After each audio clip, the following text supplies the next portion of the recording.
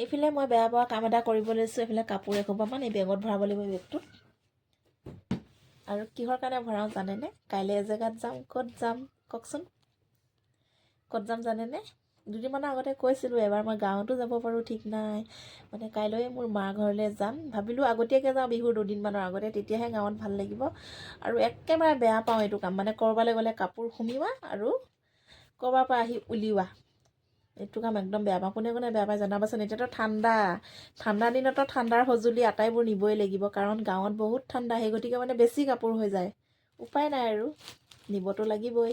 তাতে আকৌ যাব আমাৰ বেটাৰতো কাপোৰ কানি পূৰা লেতেৰা কৰি দিব। গাঁৱত পূৰা ফ্ৰী পাব, পূৰা খেলিব। সেই গতিকে আৰু দুযোৰমান ল'ব লাগিব বেটাৰ কাৰণে। বেটা আৰু মই যাম, মানুহজন নাযায়। মানুহজনৰ কামৰ মানে ছুটি নাই আৰু ইমান দিনৰ কাৰণে যাবও নোৱাৰে দিয়কচোন। আৰু এতিয়া বঢ়িয়াকৈ কাপোৰবিলাক ভৰাই লওঁ আৰু কাইলৈ মই যোৱা ভিডিঅ' দিম দেই, আপোনালোকে চাব। আৰু মোৰ ইউটিউব চেনেলটো যোনে যোনে ছাবস্ক্ৰাইব কৰা নাই ছাবস্ক্ৰাইব কৰি দিব, আৰু ফেচবুক পেজটো ফ'ল' কৰি দিব। তেতিয়াহে আপোনালোকে মই দিয়া ভিডিঅ'বোৰ চাবলৈ পাব।